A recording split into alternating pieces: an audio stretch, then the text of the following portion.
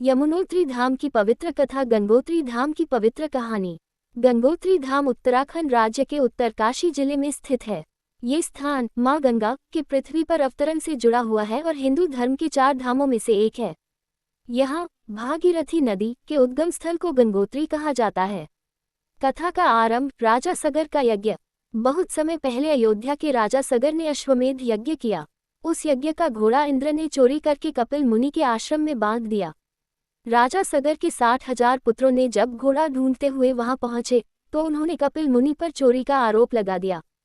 कपिल मुनि क्रोधित हुए और अपने तेज से सभी पुत्रों को भस्म कर दिया।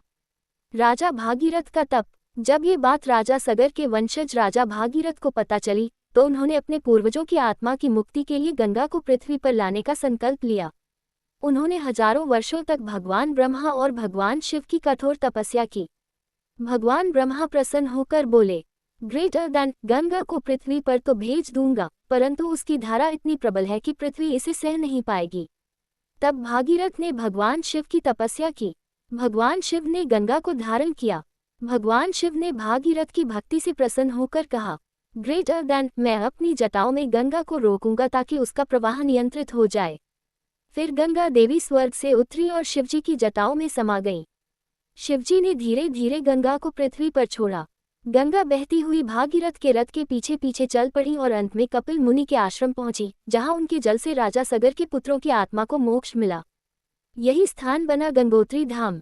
जहां से गंगा पृथ्वी पर अवतरित हुई वही स्थान गंगोत्री कहलाया। गंगोत्री से आगे 19 किलोमीटर दूर गौमुख नामक स्थान है, जहां आज भी गंगोत्री ग्लेशियर से भागीरथी नदी निकलती है। गंगोत्री मंदिर। यह मंदिर 18वीं शताब्दी में गढ़वाल नरेश अमर सिंह थापा द्वारा बनवाया गया था। मंदिर में गंगा माता की मूर्ति स्थापित है। हर साल अक्षय तृतीया के दिन कपाट खुलते हैं और दीपावली के बाद बंद हो जाते हैं। धार्मिक महत्व। गंगोत्री की यात्रा को 4 धाम यात्रा का पहला पड़ाव माना जाता है।